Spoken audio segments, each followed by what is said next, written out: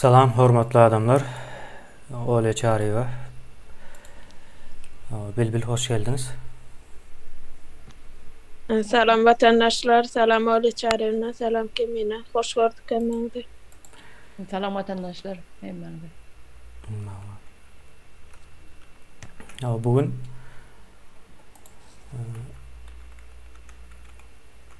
başlarsınız.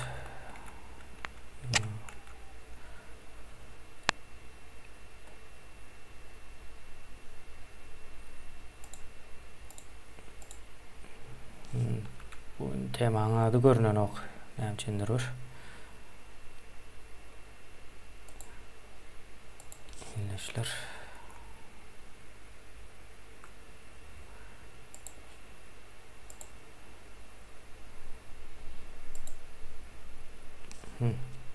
Indi göründü.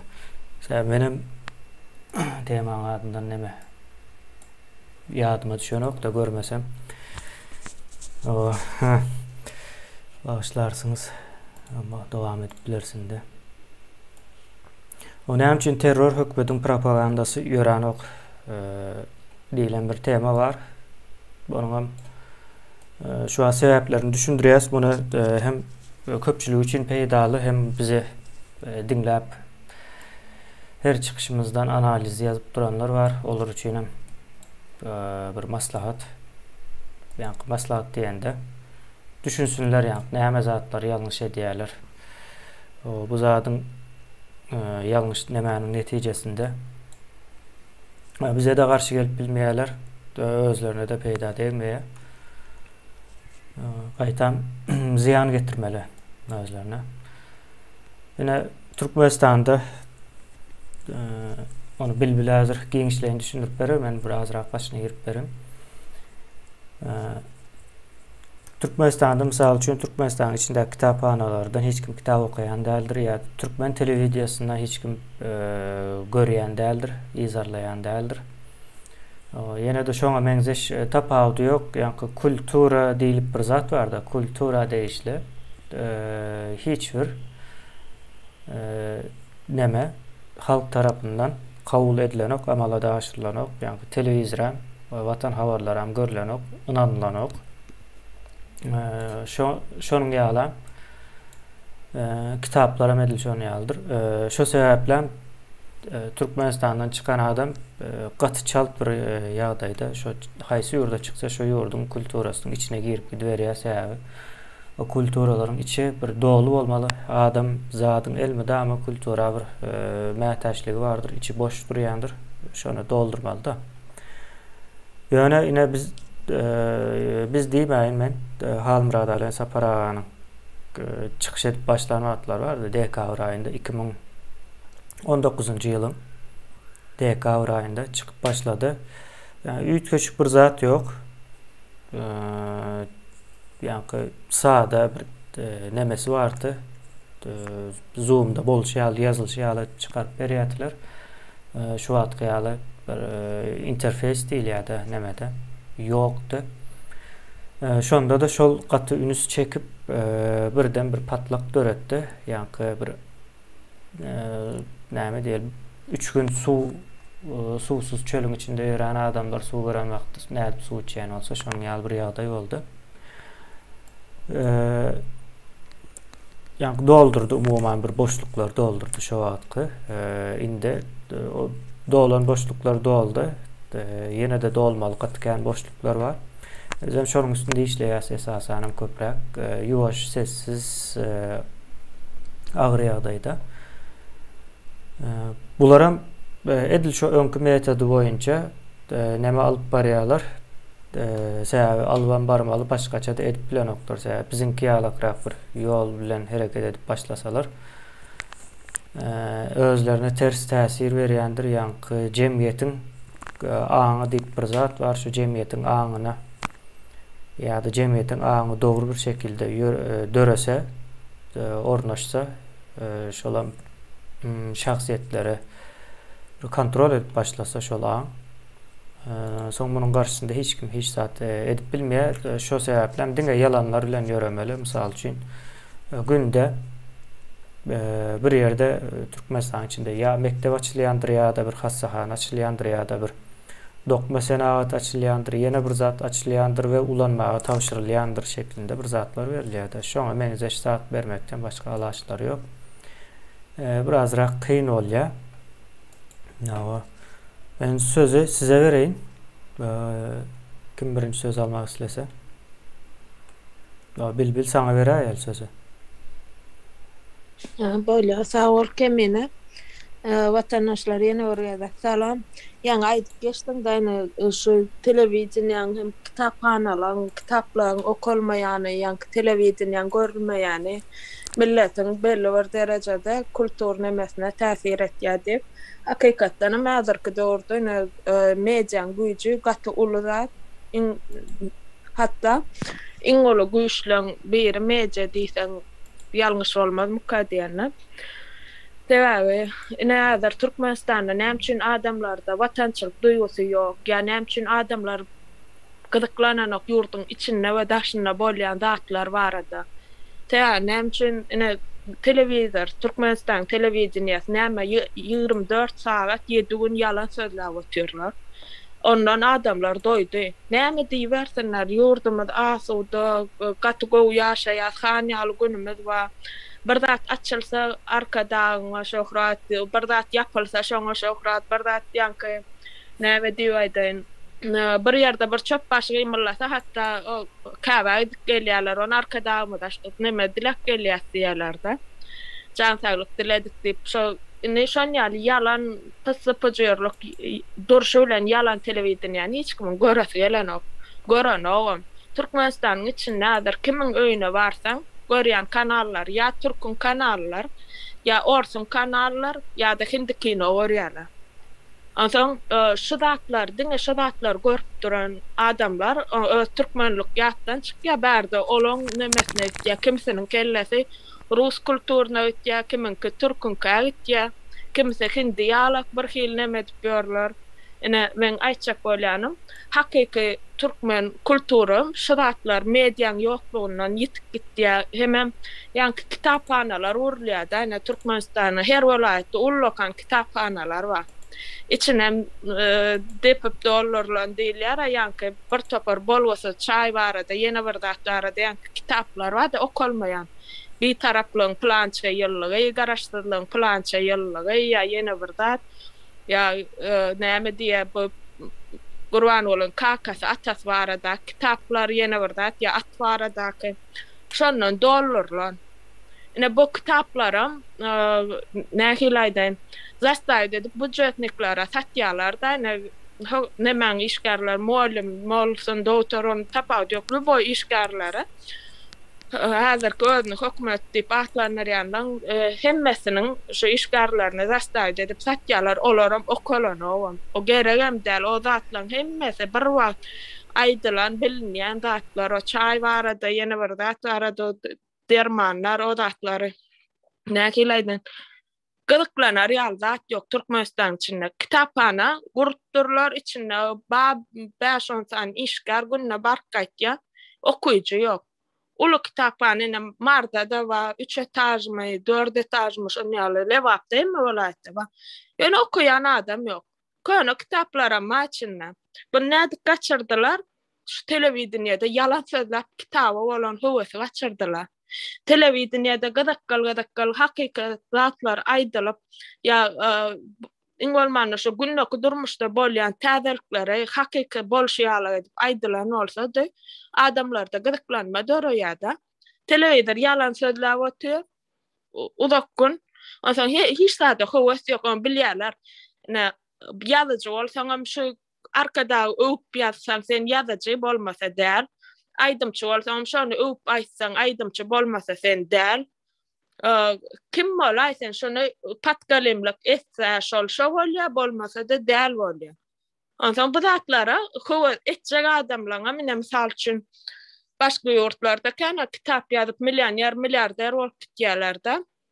Gyzykly zatlar ýazyp ýanky bir zatlar düzüp çadap iňolmanyna şunýal nemeler bar-da, konstruksiýa nemetýär, toplamany öwretýän kitaplar her hili şekil zat ýanky bitişdirip ne bir şekil yasal aydal bir parakot diýerler. Şo şekili yasalşynyň konstruksiyasy başy nemesi instruksiyasy we içinde kitaby. Şunyal zatlar gyzykal her hil zat nämeseň bolmandy. Ýöne şu zatlary edilen ok näme üçin? Täze şu zatlara ýol ýok. Telewizioniýa ýalan sözler halkymyzda türkmenlerde şu watançylyk ruhuny öldürenleriniň iň esas sebäbiniň biri media diýip düşünýän. Media şu türkmenliğini ýatdan çykartýar-da hatda bizini men köp goňşularma türkçe gürleşýär öz arasynda kemine düşünüp bilýän türkçe gürleşýärler. Türkmenistanda marin ilaty türkçe öz arasynda gürleşýärler. Çağalar bilen türkçe gürleşýär ýa orsça gürleşýärler ýa-da. Türkmenler öz arasynda orsça gürleşýär. Näme üçin bolýar şu zatlar? Diňe şu kanallara seredip bolýar başga hil bolanok. Onam ýörit etýärler. Daja şu zavod fabrik açylýar diýen kemine. Şoň açylanmar açylmadan bartar köp adam üçin why ana açylypdyr diýip begen bolgaşyp ýören adam ýok. Sebäbi bilýärler açylsa ýa için alınjak işgärler viziatka berilip garaşylyp durulýar ýa moçurda ýa alynan. Yo asıl hiç edilen ok yani men ünsün çekjek bolýan ýerim ýok aslında onun ýazat açylan ok. Rutin yalanlarda. Awa açylaýanda da şoň adamlarda şol bir neme döredenok, nähil gyzyklanma döredenok. Ana plan ýerde planda da açylatyr diýip begent görýän ýok. Şo açylan owam açylanna da şoňa begent görýänem ýok. Tä bilýärler soňunda nira baray Türkmenistanda vakansiýa diýen adam ýokdur, internetem ýok. Internet ýok ýa iş gözlejek bolsaň mysal üçin internetden oturan ýerinde iş tapyp barp bolýam däl. Internet ýok da sebäp. Hemme dünýäden bir hili kesipdirler. Onsoň internetem ýok. Diňe şo ýa ruslan kultury ýa türklan kultury ýene bir zat her kim özçe ýaşap Türkmenistan. Ka adamlarda hiç kulturam ýok. Nähilaýdan haýwan ýalyk ýaşap ýörenler bar-da. Şoň üçin türkmenler köpüsine gelýärler, başga ýurda gelýärler. Ruhu pes olan. Men bir zat edip bilerniň içinde güýji ýok. Sebäbi howasy bolmady ýurdun içinde hemme zat arkada baglaşdyrdylar. Başga ýerige çyksalar özleriň iň pes işler edip bilýän kam diýdi. Şu ýerde bir nähilaýdan bu boşy diýjekmi ýa bolmasa okara pasuda ýuýan pasuda moýko diýjekmi ýa bir garra seretme ýa çagas şu ruhu basalyp elinden başga iş gelenok nähi tejribe işlat ýok. Diňe şu özüni gül derejesine görä real etdiler halkymyzyň. Ol adamlaryň özüniň günäsem ýok ýöne bu zatlar edildi-de. Şu mediaň ýoklugy sebäpli bolýar, şu internetiň ýoklugy, okudylanok, näme üçin okudylanok. Tä mektep programmasyny beýleki ýanky şo bolgusyz kitaplara çalyşyp mektepde matematika derek, mysal üçin şo matematikadan Gurban bolan kitaby важный görkezýärler-de, şol has möhüm görkezýärler okuwçylara.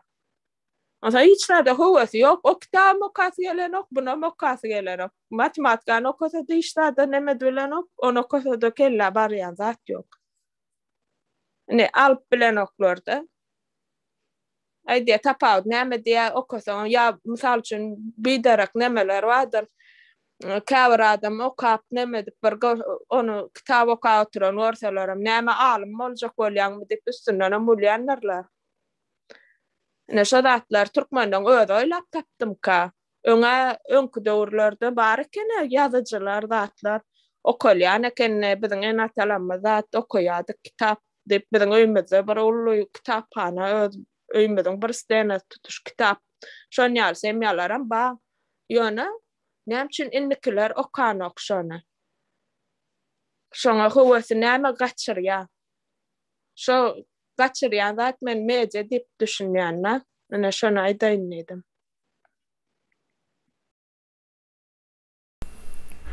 Hava. Yine ikisinin bir görüşü oldu. Yani ikisinin yer ve yer mekan diyen. Yine şu medyanın yokluğu, bir cemiyeti kulturasızlaştırıyor da. Son şu sebeplen käbir zatları şu wagt ýene düşünmeýän ýalyk bir neme bardyr. Ýene şonuň sebäbi şoldur. Döne beýlik tarapdanam olaryň nemesem täsir eden okýan, daşary ýurtdan ýa-da daşarky neme has täsirli. Ýene mysal üçin bizim şu taýda çykyş etmegimiz hem has täsirli. Sebäbi bizim aýdan zatlarymız iň bolmanda bir pikirlenmäne, bir pikir öğretmäne bir derde ýaraýar-da. Şu wagt mysal üçin watan habarlaryny görüp aýdaly. Näme netije çykarjak o taýdan. Bilýärler näçe ýyldan bäri ýaky maşgala diýel maşgalada çağa ýetişdirilen wagtdan watan habarlaryny görüp diýmeýärler hiç kim ýaky. Şulara o görmän bir sanam dogry aýdýan zady ýok şonuň içinde diýip şonuň ýalyp ýetişdirýärler-de. Şonuň üçin o taýlar görülenok, netije almak üçin görülenok-da. Käwap söýledýäs. Sözüň bölýän onu çağalaryna görüň diýen ok diýeňe, biziň en atalarymyz özlerim gören ok şonu şu Türkmen kanaly geçäýse birden ýok öwretdik gyýrýarlar. Ene köp Türkmen şeýledir diňe men en atamda ýaman köp kışda görýärmi. Öwret ýok diýerler şonu. Ýa kapaton goýberýär her adamlar geçer ýok etdi. Şu bu hakykat da. Şonuň ýaly neme bir tarapdan o ziyan verdiler. Yani şu wagt inde bundan soň ziyan vermene mesela ýok. 2,5 ýyldan bäri ziyan berip bilen oklar.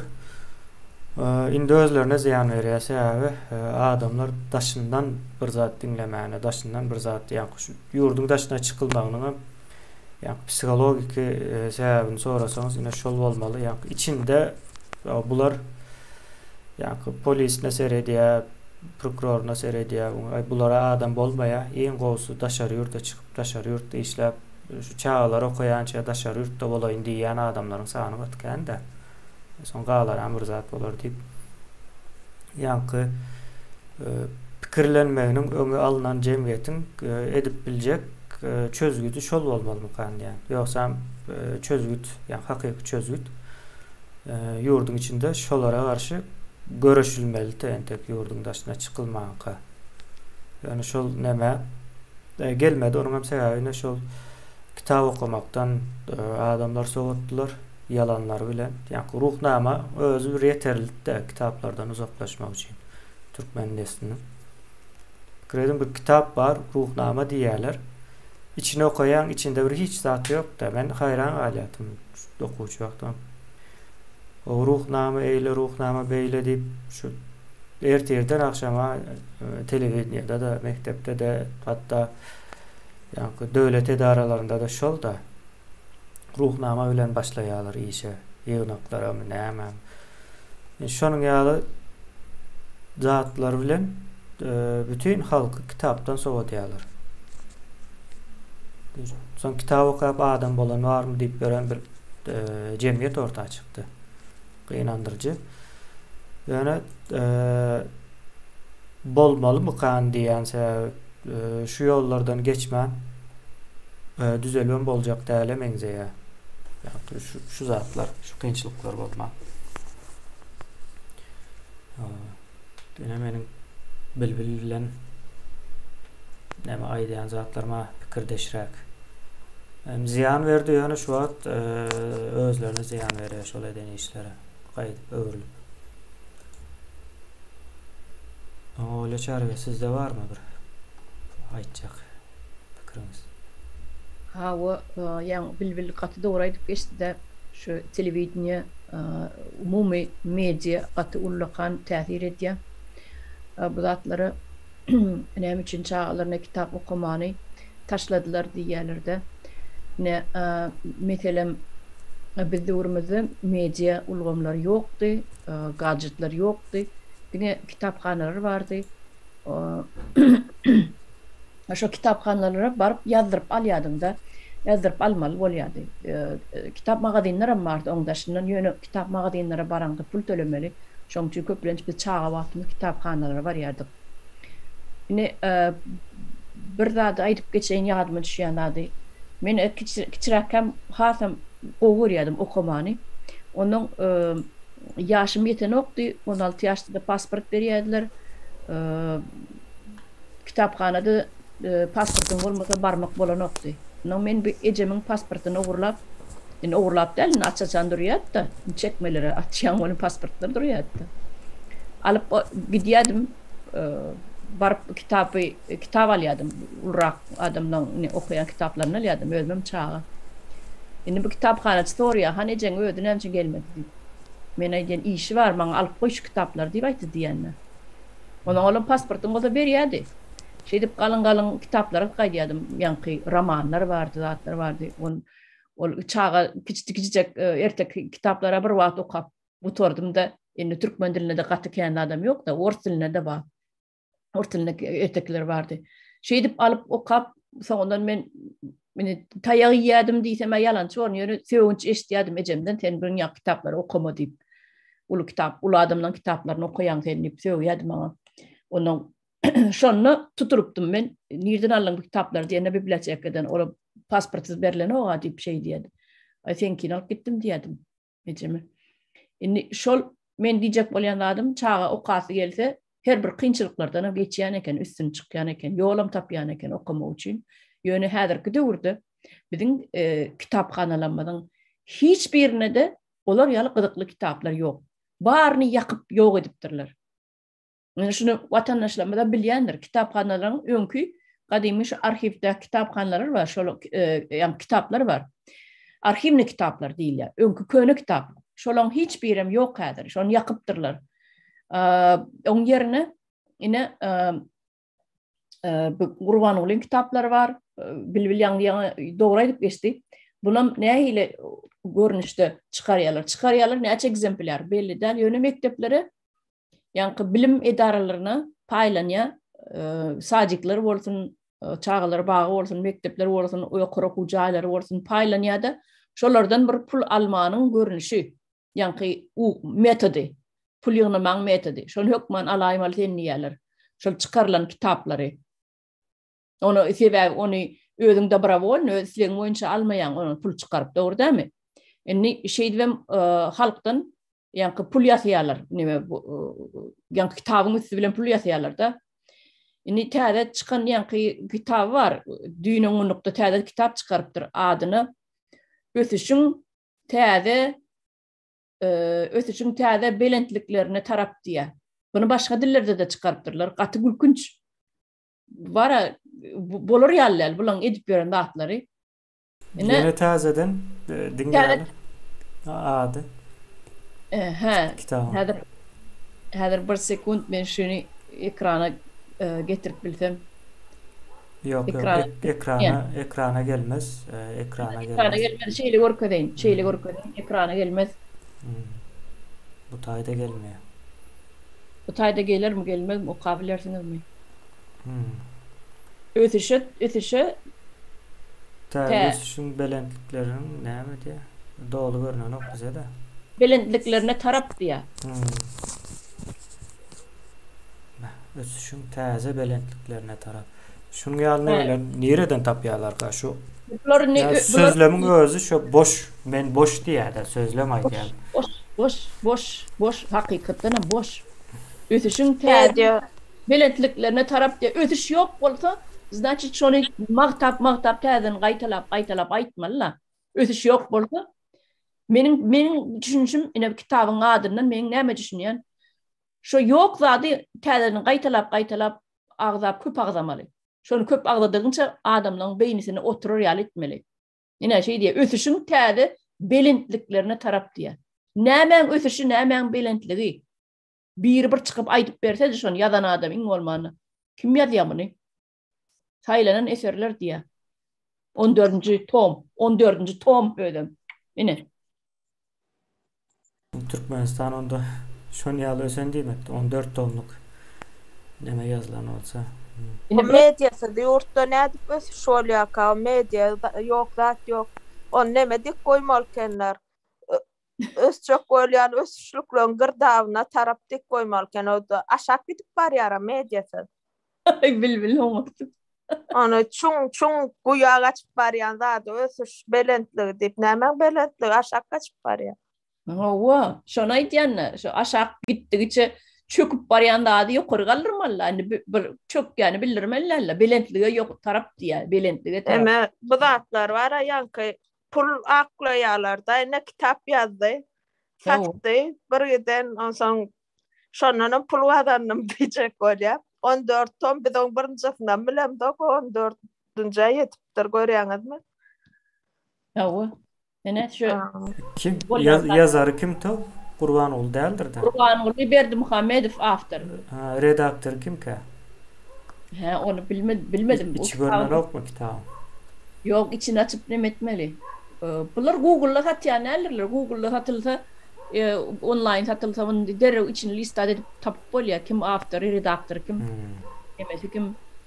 Şu konkurdur kim olsun hramı falan redaktör. Wow. Ne şu an poğaçırık memeğin ziyade şu an kitabın hakları. Wow.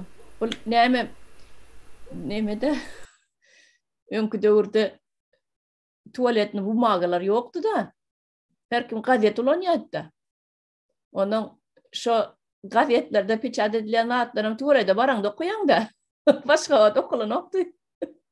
Onun şu adını bu kitabın listeleri var yumuşak olsa tuvalete yarar. Kadirli vatandaşlar. Ama katrağım olsa kitapları kardonyal katrağım olsa yumuşatmalı var elin bilen. O kitap ya tuvalet ya da tam drotlama için. Tutaştırlık diye. Tutaştırlık. Tam tutaştırlık. Başka zat için derdi ya şonun yalak görünüp başlattı kitap. Sovet dövründe de bir kitabı nemekan bir talap bolan değildir. Benim fikrimçe var kemine neymiş edilya diysene. Şu kitaplarda yığırış döresinde edilyen olmalı. Sebebi şunun yankı belentliğe tarap diyen kitabı var. Kim alıp okuyacak şunu pul verip. Bar allığına da şol zor cıdaman sen almalı olyan. Alarsın yöne sen derdine yaranı oğa şol. Aydiyana yöne yaraydama o kitabın listeler yumuşak bolsa bir derdine yarar bolmasa yaramaz. Şimdi şu kitaplara bolan yaşlıktan çağalarda yığırış dörer yali edilyen kadiyen. Bir nudni kitap bolsa var bir yürüge düşkün kitap bolsa birinci 10 sayfasını zordan okarsın. Okarsın da haçın gıdıklarını yeterkem deyip 10 sayfada okarsın 20 okarsın o son nadayda edip başlayan yürüge düşüp başlayan. Türkmenistan'da çağaların ertekisi var mı aynı? Sonra öyle. Çağa kalk vardı biz vaka. Yok biz vakana yoktu. Neme kemine seyretmen marin kitaphanasında bar yadımda. Yani şu tayda menden başka hiç adam öğrenmektim. 3 etajdan yok 2. etajda da yani yanlışmayan olsam. Şu men oturuyan yerim 2. etajdan. Şu yıkoydum oturmaya korkuyorum şu tayda ulu toğala kızda tegele kızdanya da ulukan. On önkü kitaplarım içinde yöne okuyucu yok şu tayda okuyan adam yok hiç öyle. Okuma var yani yok o nemeden şu yankı televizyona çıkardın ya şu kitaplar şun kurban olan kitaplar kitap böyle kitaplar kitap değerliyen mana getirdi bular var adamla huvasını ona mokap görüyorlar oğlum kitap değil onda demek hiçbirisi kitap değil yani netice geliyordur adam. Yani bu mektepte okuldular o mektepte ne malumlar barıp diye oturup kayıtyalar diye de şonam köp diye hep de misal için 5 gün barmal olsa şon 2-3 gün diye pul verip yaptırıyamsınlar da. Ne ki bolya da şu. Azan şu okuçular baranna da yana oturup kayıtya malumlar gayvat edip diye. Şol okuçular azan ne bilsin ne kitap badığını edebiyatımız nämediğini, başka da nämediğini nereden bilsin, ne ki yazıcılar varlığını. Dine şu edebiyatın esası David etyenleri, şu prezidentin kitabı çıktı, şu varada gurrun beriyeler, onu hükman saptıran oklar, şu varada hükman edip beriyeler, Olam çağalara interesinde. Başka kitaplarım kitapta, başka kitap arada da gurrun veren oklar. Ne bir küçük ecelemiz ne aydıp beriyade, ertek aydıp beriyade. Hadir ne için aydıp beren oklar? Aydım oy yatırıyorlar diye de çağaları. O aydımçılan aydımlar var ya, şuna açık koyuyanı kenler nemede telefonu. Şu derece düşen. Ben Bu atkeyin atalan ödü bilen ok, erteken bilen ok, nemede bilen ok, yani hudem bilen oklar. Hüdü diyen bir zatımız vardı yine. Doğru yere gelip ettim. Hüdaydan var mı ka? Benim fikrimce yok. Yok kemine. Aydım oy yamsınlar. Doğru feret aydım oy. Şu bütün yetireyine bildi. Yan kaydan tüdüm var sen. Kitabı ertek o kap vermen, çağalar yatan ertek o kap vermen. Yankı aydımlar koyuyorlar. Başlan, Türkmen başlan aydımlarını koyuyorlar diyen. Yine çağanı yoymak nereden gelip çıkıyor? Yine vatandaşlar şu taydan gelip çıkıyor. Evet, yine ataları çağalarını yoyuyorlar küçülükten aydım saat koyup. Aydım saat koymalarla çağa ertek o kap vermeli. Yöne kıynansa Türkmenistan'ın ertek kitaplar yok diyen de men şu tay kıynanırdı, ervet kıynanırdı. Tibabi çağaları her gün akşam yatanına her gün giyce bir erteki ya olmasa uzakrak bolsa şon yarın o kap vermeli. Ertesi günü kara şariyal çağa yine devamını. Düşünüyorsun mu? Şeydip kılıklandırma, döretmeli. 3-4 yaşına küçücüklikten başlar. O küçücükka bir yengilcek ertekler var. Geç hakta, hayvanlar hakta. Olur o kap verirsin. Olur 3-4 yaşına yetenden beyle kırak ertekler o kap verirsin. 5 yaşına, 6 yaşına yetenden başka rak, yok kurak. Yaşlı çağalar için ertek o kap verirsin. Her gün giyce o kap vermeli erteki. Şu datlardan başlaya çağan bilimim. Öňler var. Hayran galym şu at bara diýen neme diýen de başyna aýdymlaryny oýup berýär diýen. Bu näme täze? Vay. Täze zakonmy bu? Näme bu? Birinji gele geçdi. Näme? Öyle çarewne öňlerine ak pamyk diýdi, ejek jan diýdi. Ýene birde şonýal ertekler batdy. Ýartulok diýdi. Ine şo nemeler inne onýal bat aýdyp beren oklar. Ýene bilemok. Şu zatlar televizyondan mı ayrıldı Bilbil? Şu zatların hepsi televizyondan mı ayrıldı? On yerine varam bir sırlar dünyası bir nemen o yadılar Türkmenin televizyonunda yadınıza düşen olsa olan bir fantastika da hatta duruşu bilen Türklerin sırlar dünyası bir neme o ya. Olam bolmajak zatlar şonu men şowatlar biz gidip şonu görýärdik kiçik bilem dokda. Soň düşünýärde bir adam o adam düşünjesini zaýalap bir hil kaýyrlyk etdirýän eken şo sırlar dünyasy duruşuna kaýyl bolmaly, şükür etmeli, kaýyl bolmaly, şükür etmeli. Öz-özünden düşünýär bolýardy görkezýärde. Bir kösenýär olam şo kaýyl bolup gezip berýär. Kapsına paketler bir giden imitsak getir ya da anne şu perişteler getiriydik görkezýärlerde. Asa onýarda durmuşda aslında bolanowa. Şu kaýyllyk, şükür an şu zady gaýtaladyp durdular bir döwre. Ýöreýte berilen olmaly. Başga demesi ýok. Gıynaştı. Buradaydan yok diýdiňmi Bilbil? Yok öyle çarewne. Şu aýdym goýýarlar, açyp şu aýdymçylaň aýdymlar bar bir topar. Şolar goýýarlar.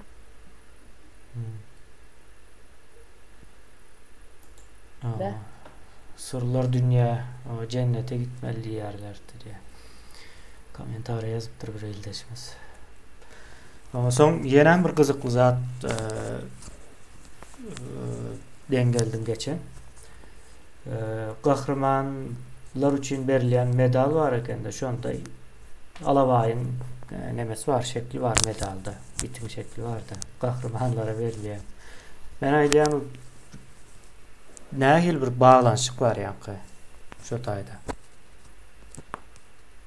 Yani adama sen iççe de yok diyen yani itin kellesini takip etmeli mi döşünü?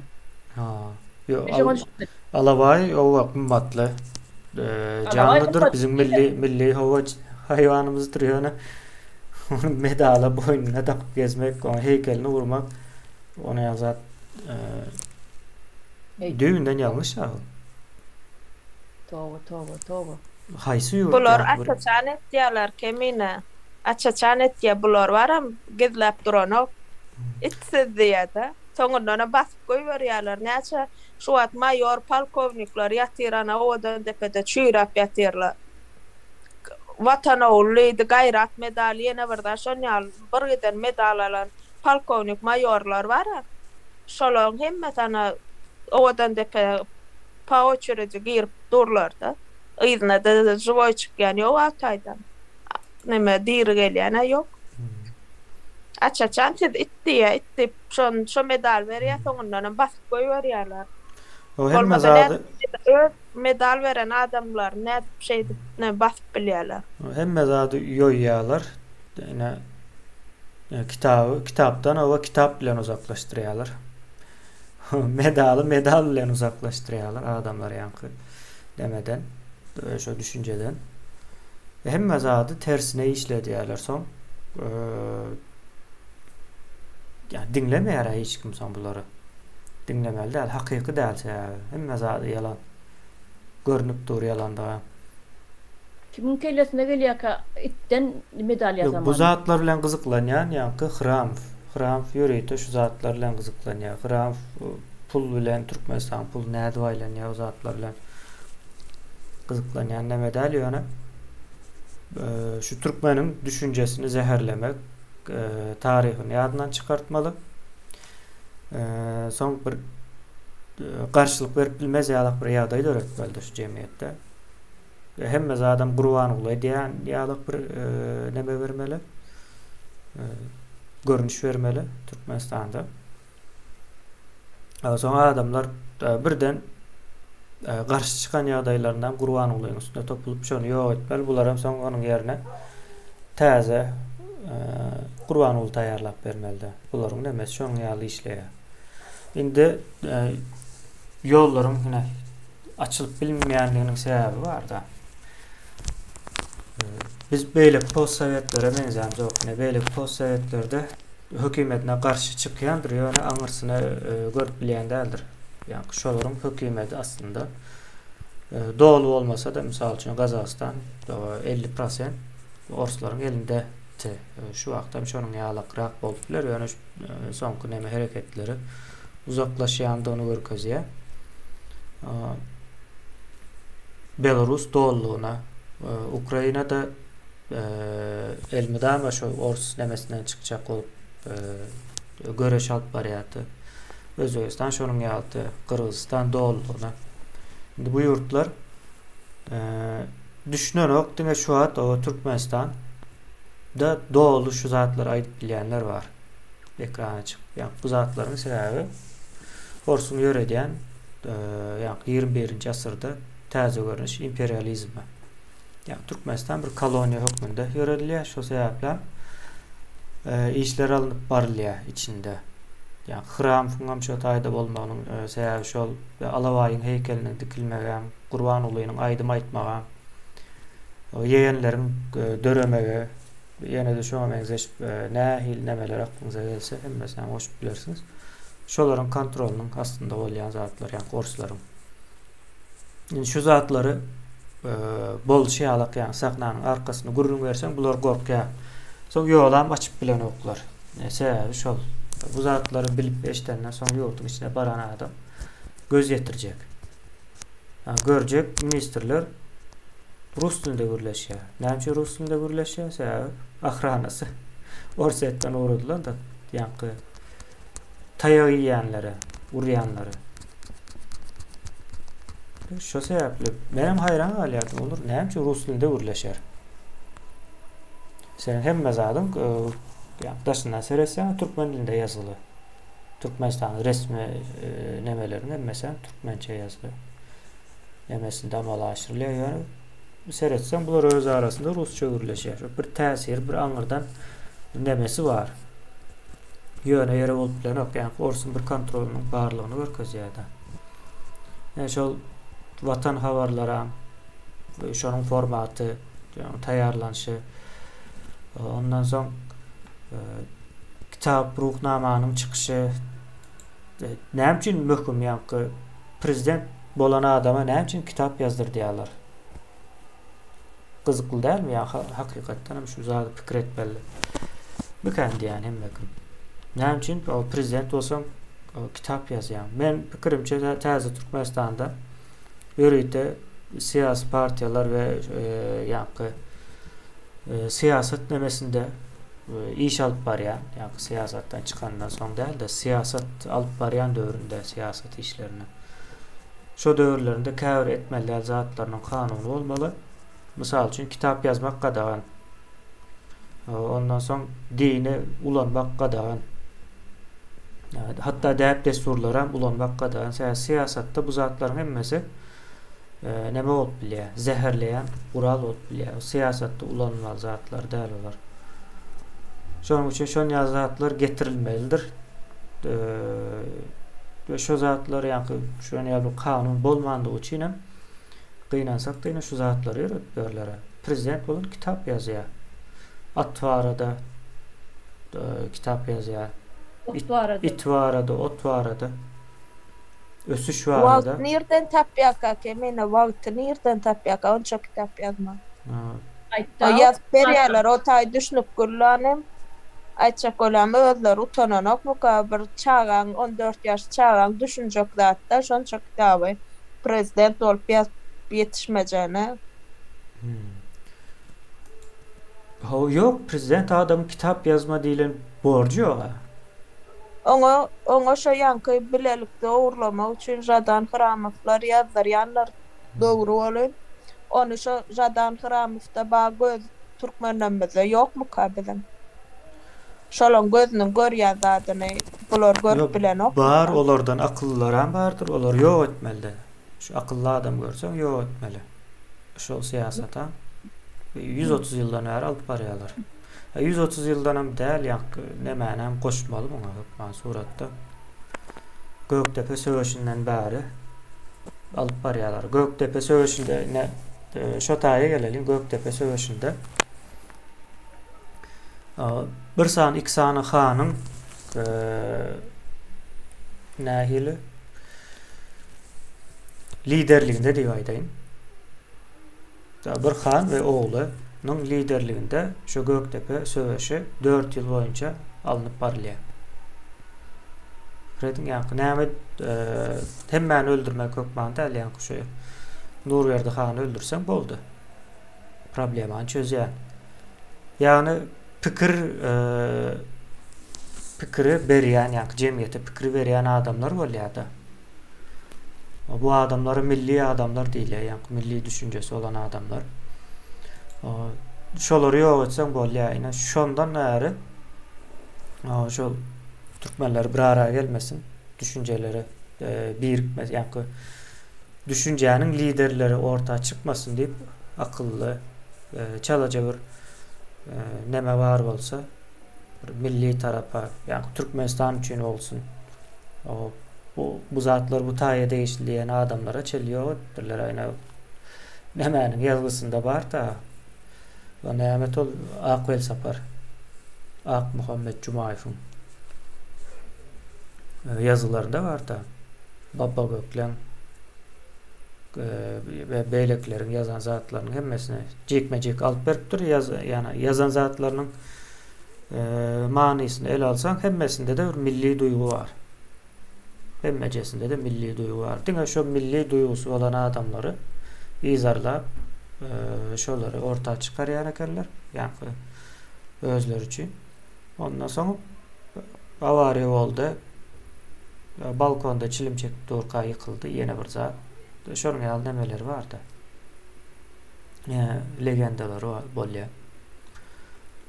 Yani yine bizim şu kitap okumamızı islemeyenliklerin hem sebebi şol yani kitabı gören vaktin yüreğim bulup durmalı da şu dereceye getiriyorlar. Sonra havar mı? Vatan havarlar mı? O geçirir. Doğru zat vermeyeler o tayda. Deyip aslında özlerinden uzaklaştırdılar. Bunlar 21. asırın bir sosyal medya diýilen bir zatın çıkıp ösüp hemmekimin elinde yani bir medyanın bolcagyny çak edip bilmediler de şoňa görä de hereket etmediler. Yani sosyal medyaya 2010 yıldan beri çıkıp başladı. Hatta 2014-2015 yıldan beri has giyinişlerini yarattı dünya. Güýji hasam ýa-ni orta çıktı. Gaty täze bir zattır bu. Şu sosyal medya, internet ulgamlary hemmesi dünýäniň bundan soňky guruluşyny üýtgetjekdir. Ýa bu zatlaryň öňüne geçip bolmaýar. Diňe Türkçe nebe vardır? Ayak uydurmalı diýerler. Kail olmalı. Bundan soň. Ya bundan soň Türkmenistany dolandyryp biljek adamlarym şoňa görä pikirlenmeli. Başkaça pikir etseler kırada alýarlar. Bazıryna pikir edim. Arkasında Kremlin doğruyunu güçlü, Ors güçlü diýerler ha. Şu Ors güçlü diýen adamlarımız şu zatlaryň arkasında dur. Yani başart bilen o bir yol açıp bilen pikir edýäňiz bir yol açmana gorkýarlar. Hani güçlü tabi Ors'un. Ege çıkýaty. Şoň ýaly bir nemelere ýöre diýerler. Ha bu zatlaryň üst açylýar. Ha demek güçlü däl. Ha Orsam Orta Aziya bilen şu an yuvaş sessiz söweşe başladı. İçinde Tacikistan ve Türkmenistan entek yer alan ok yani yankı Neme tarafından içinde resmi kuruluş tarafından yani yer alacak kaçışıyor. Misal için hazır Kremlin samsyk bir nemäni öğretdiler de maşgalany Türkmenistan başına getirdiler. Olaram barıp yatan samsyk bolup çykdy. Indi bu näde üpçün etmeli şulary Türkmenistanyň başında durmak için. Bu gelmeşekler var kemine Türkmenliň dinamiygyny öwrendirler, bilýärler, birden odal tutaşyp gitme ähmiýeti bar da biz beýleki nemelere garanma, ne başga beýleki Sredna Aziýa garanma. Ne biz şu şolaň hijretiniň etmediğini dotýurt ay dotýurt gorkman. On ne şu zatlar bilenler üçin şoň ýaly adamlar çykaýanlar da ne adamlary tupoy derejesine getirsek diye jahil derejesine getirsek nemetmez diye de hiç açan halk kalmaz diye. Yani bu zatlar eýem şu 2,5 ýyl nähil täsir etdi. Eýem şey diýerler, Türkmenistan içi bilen urlaşýar. Kaçan urýaňy täze Türkmenistan ýa-mana biz gurp bermeli ýaly. Gaty-gadyk zatlar we seriýaly garaşýan ýaly garaşýar siziň nemeleňizde diýe çykyşlaryňyzda diýip aýtýarlar da. Benim aýtýan siz haçan taýin bolup siz haçan emme zady düşünip işlatdan gorkman wagtyňyz gurulýar Türkmenistan diýip gülüşýärler aýynda on ýaly neme ýok diýe gorku öňkýärler ýa-ni bir derek gorkup ýörüp durýarlar da. Şu adamlaryň eýam 2,5 ýyl şu jagada etýän mediamyz biziň şoňa ul täsir etýär da. Gödöňde getirip 5 ýyl 6 ýyl mundan öň başlany bolsak şu hereket eden bolsak bu çaka eýam düdürüp gitjek da. Ya şu gelmeşekler öwrendir bu Türkmenliň dinamik neme ganyna genetikasyna bir nemeliň badygyny da esasy başlatýany özbegem de täjigem de beýleklerim de imna şu gelip Türkmene etýärler. Olam hem şu dinamik ýagdaý hem tebegi baýlyklar diýip düşünýärler. Şoň üçin ýörüýte median şey etýärler. O prezident hem başda ne Gurbanul Berdimuhammedow başda gelen wagtlary biziň öz kadrlanmaz bolmaly. Biz türklere pul berip nämetdir görmeli, sallar görmeli ýa ýene bir zat ýa daşary ýurda ýol açmaly, türkmen ýaşlary okumaly daşary ýurtlarda diýip men şo wagtlar şol zatlar etjek bolýardy. Ýöne bu adamyň gelen prezidentim energiýasyny alýarlardan bilemok näde etýär bolar. Belki birgiden ýa-ni dyýda çökerip durlar bizmeyni ýaryp diýär. Kim bilýär bizmeyni özleri ýardylarmy? Näde etdiler şonu? Bir hili torno salýarlar, kerep bu möý daşyna kerep oraýar. Elaýa gymyllamaz ýa şolar näme etdiýse şonu eder ýaly edik koýýarlar. Kim bilen aýtna Gurban uly aýrylyp başga birem gelse şolar şonu etjek da. Şoň üçin biz Orsun Wilaniýasyndan çykmaly diýip aýtýanmyz. Biz özümiz öz başda ýurt bolup bilýäs. Adamlar nähili aýdaýyn. Yuwaş-yuwaşam bolsa, dogry nemeden barýarsa, gaty hayal yuwaş adym bolsa dogry ýollan barýarsa diýip düşünýän. No. Ya şu zatlar yani umuman korkuzuya. Başka zatlarım değil. Dünya şu zatlar. Eyyelerini korkuzuya bu zatlar. Olara düştüben baran oktur bu zatlara yani. Ministri deydi, Gurban olayın özem. Onların kellesi yani hem korku var hem belki o narkotik falan bile işleyendir. Başkaça işleyen bilyenlerdir onların kellesi de. Umuman düşünen okular. Bu zatların yakı nira varcağına da düşünen ok.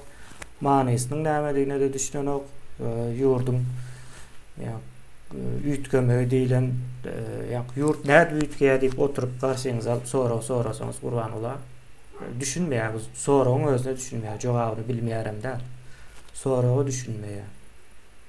Şonuň ýaly bir ýagdaýda adamlar o başyna goýulan adamlar ýani esasy gorkýan bularyň eýeleri prokol boldu diýer. Prokol oldu, orta çykdy. Yani sahnanın arkasında oturanlar ortaya çıktı. Ukrayna'da kurşam görkezdi. Orsun hiç el gücünün yoktuğunu, hem zat yalandan ibarettığını, hatta alan yerlerini şu an tutup bile nokta birden yitirip var ya yine tazeden alan yerlerini. Akıl yok o tayda. Öz yalanlarına da özleri onu başlattırdı Orsun. Biz güçlü ikinci koşun diýer dünýäniň ikinci koşunu. İkinci koşunu bolsa Eýranyň ama ýarag dilemene bardy. No, Eýranyň beren okýana. Bermedi. Neme de bermedi, Erdoğan'am bermedi. Yok bermeýär. Näme üçin berilmeýär? Hücum edýän ýurda hiç haçanam ýara berilmeýändir. Satylmaýaram, muhtan berilmeýär. Ýöne hücum aslında alan ýurda isle sat bilýän, isle goran ýany ýurda da isle kömek hökmünde berip bilýän. Uruşuň düzgün şodur. O inni neme diýär medialar Putin'in gitmeýä ýeri galmady diýär. Inni diňe Erdoğan garşalyp biler diýär Putin'i Türkiýe. Eger gaçmaly ýoly geldi de on gaçmaly ýoly geldi, gitjek ýeri ýok. Ona barjak ýolum şu Arap musulman döwletlerini barıp bilýär diýär-de. Musulman döwletler, başga döwletler kabul etmeýär diýär. Ýewropa ýa beýleki Kanada, Amerika ýa Latin döwletleri kabul etmeýär.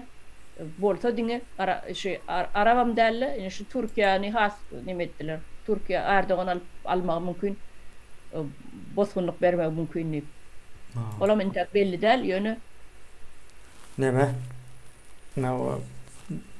Bärde de saýlap bolsa gidýär ütkeýe. Ondan soň hiç kim galmaýar diýmek. O dünýäniň 100-nji ýerinde durýar diýär Ors. Neme bardy ýene dünýäniň ykdysady ýa-ni GDP diýilýär-de, GDP-sine görä. Neme goýulýar? Orset dünýäniň ykdysadyýetynyň 1,8 göterimli tutýar. Pikir edin. Russiýanyň ykdysadyýety dünýäniň 1,8%-ni tutýar. Näde güýçli bolup bilýärsiň? Amerika seredýän 25 ve 26% şonuň ýaly bir zatdy da. 25% bilen 1,8%-nyň arasyndaky tapawuty seredin.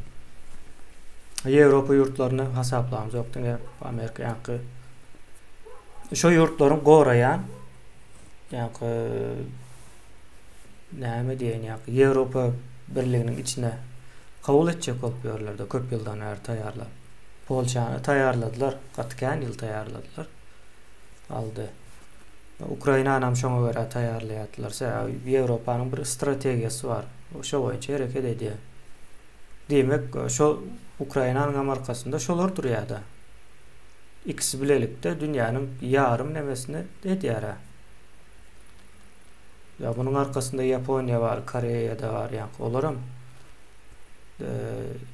Orsun tarafında değil, iqtisadi sanksiyalara gatnaşdylar. Az olsa da köp olsa da. Avustralya var, Täze Zelandiya var. Ya bu Orsun güýçlü değil de akmaklygyny suud edýär bu zatlaryň hemmesi. Meniň dünýädäki iqtisady nämä? Brutin 10-8 bolar da urşa başlarmı? Ya da bütün dünyanı öz garşyma alırmı? Näme üçin bir Putin o ýorganda ora aýak uzatmadyk, pikir etmedimi ki? Ýok, Türkmenistanda ýaly aslında bir ütköşük pikirlençiler ýok bularyň. Şuň bir zat gördüm da men. Näme, hakyky şu Türkmenistana ýaly kemeni. Okuç çağalar var ama 41-45 uruş döwrüne Katyusha diýip bir aýdym da. Taw. Kadaleşik giydirip ýanky çağalara mektepde şu aýdym aýtdyr parat geçirtýärler da. Menem gördüm. O näme diýmek o ýa okuçy molumlar okuçylara zahar pedlanmaýka şu bir nähili suyu berýär diýenýärler näme diýilýär yrmýyorum diýilýär türkmençe yrmýyorum o. Simbol işte. O simbol näme ol şonu sen milyonlap peçat edende de sen güýçüň ýok bolsa ýok, ba bolsa da ba orada. Bu wara näme üçin edilýär diýsene. Şu öňkü sapar gepleşgende patriotizmi çağalarda östürmek kiçiklikden çağalarda patriotizm diýen zady beýnisine goýýarlar. Diýmek orfiýediň alp barýan plany propaganda hemme zady ýüren ok dämi? Demek tersine gidýär dämi? Döwlet başaşak gidip barýar. Gaýadan aşaklygyna gidip barýar da.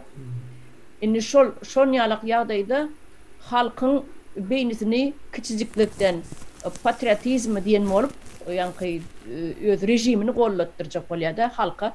Sebäbi şeýitmese halk erkin halk döwletiň başyndaky oturan ýani rejim bar, topara, terror topara tersine täsir edip bilýär.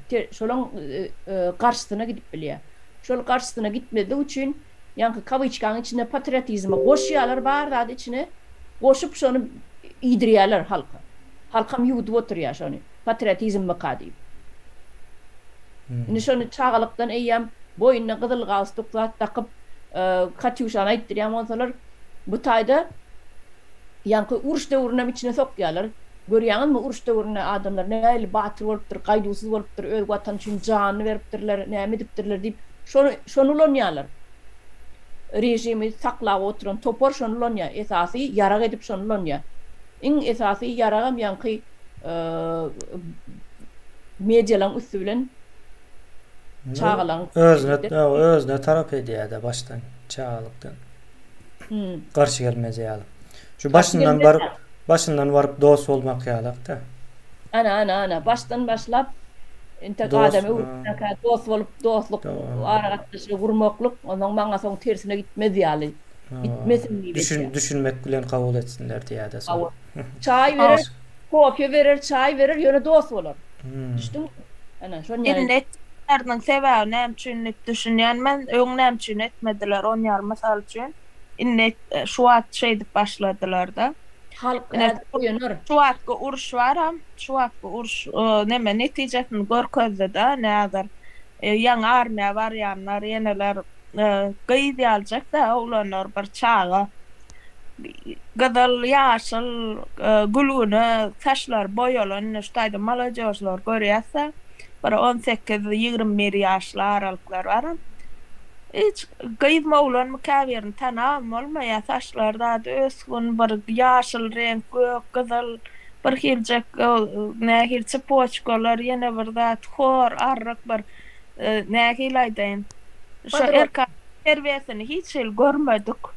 Ene biziň şu başga nähile şu srednaýan ýaşlar bar. Şolar bilen şolar goýýan bular gaýjaga diýerler gapdalyna. Şon ýaly bir hili mallyk, ýuwaş, ne şon ýaly, ne şu urşadan podgatovka dip uğratýarlar, şu kiçi çağalary. Hiç de görmedik. Ejese oturdysa turan, bir olar avtomat alyp o nemede urşak nemede bir ýerde kaptandan ok geçdi, sanyrap ödümden gidip galjak da bular. Indi şu zatlar görüp, bulardan patriotizm döretmeli, indiki ýaşlar başgaça bolmaly. Ödlerçe o diýen patriotizmam, hakyky patriotizmam der. Yine bir zat aydık sen, ştaydı.